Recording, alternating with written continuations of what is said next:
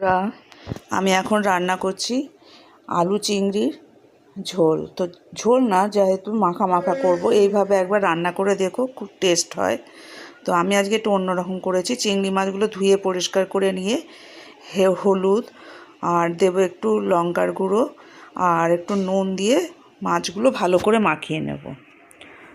মাখিয়ে এটাকে আমি একটু অন্য জায়গায় সরিয়ে রাখছি। এবার আমি মিক্সিং জারে একটু সাদা সর্ষে মানে হলুদ সর্ষে আর 1 চামচ কালো সর্ষে আর 3-4টে আমি একটু কাজু বাদাম দিলাম আর 4-5টা কাঁচা লঙ্কা দিয়ে একটা পেস্ট বানিয়ে রাখবো। আর একটু দেবো একটু সর্ষের তেল দিলাম আর একটু দেবো সামান্য জল দিয়ে এবার আমি পেস্ট করব। এটা নুনটা দিতে হবে, নাহলে সর্ষে তিতো হয়ে যায়। তো কড়াইতে আমি তেল বসিয়ে রেখেছিলাম, মাছগুলো একটু ভেজে নেব। আমি এই মাছ কিন্তু বেশি কড়া আছে ভাজি না, হালকা আছে, একটু হালকা রং ধরবে তখনই আমি নামিয়ে নেব। তো মাছগুলো দেখো প্রায় ভাজা আমার হয়ে এসছে। এখন আমি মাছগুলো তুলে রাখছি। তো মাছগুলো তুলে রেখেছি, ওই তেলের মধ্যে আমি আলুগুলো ভেজে তুলে রাখবো। আলুগুলো দিয়ে দিয়েছি, ভালো করে মিশিয়ে আলুগুলো একটু ভেজে রাখবো। দেখো আলুটারও রং ধরে এসছে। চিংড়ি মাছের ওই তেলটাতেই ভেজেছি, নুন হলুদ আর কিছু দিইনি। দিয়ে আলুটা তুলে রাখলাম। এবার কড়াইতে যে তেল ছিল আর একটু তেল দিয়ে একটু জিরে ফোড়ন দিলাম, গোটা জিরে ফোড়ন দিয়ে খানিকটা একটা আমি মিডিয়াম সাইজ পেঁয়াজ কুচি করে কেটে রেখেছি ওইটা দিয়ে দিলাম। আঁচটা কিন্তু সবসময় মিডিয়ামে রাখতে হবে, যাতে পুড়ে না যায়, লাল না হয়ে যায়। হালকা ব্রাউন ব্রাউন কালার এসছে তখন আমি একটা টমেটো কুচি করে দিয়ে দিলাম।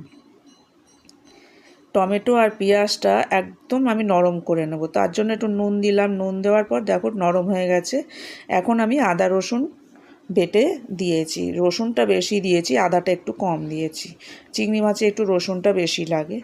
কয়েকটা কাঁচা লঙ্কা আমি চিড়ে দিয়ে দিয়েছি, তোমরা যেমন ঝাল খাও সেই বুঝে দেবে। এবার মশলাটা কষা হয়ে এসছে, আমি আলুগুলো দিয়ে দিলাম। আলু দিয়ে ভালো করে মশলার সাথে মিশিয়ে নেব। এবার একটু দেব হলুদ আর লঙ্কা গুঁড়ো, এটাতে কিন্তু আর কোনো মশলা লাগবে না। একটু জল দিয়ে মশলাটা ভালো করে আলু দিয়ে কষাতে হবে।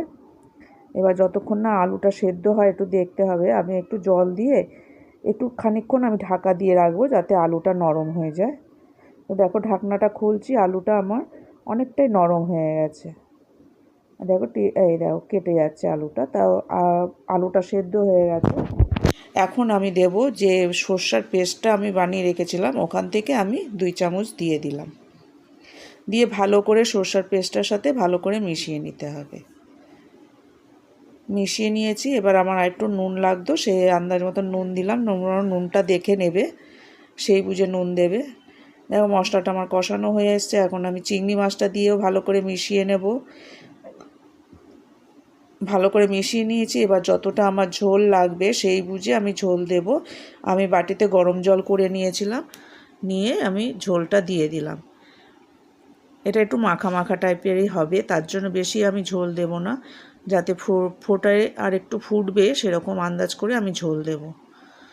তো আমি আর ঢাকা দিয়ে রেখে দেব, যাতে ভালো করে ফুটে মিশে যায় জিনিসটা।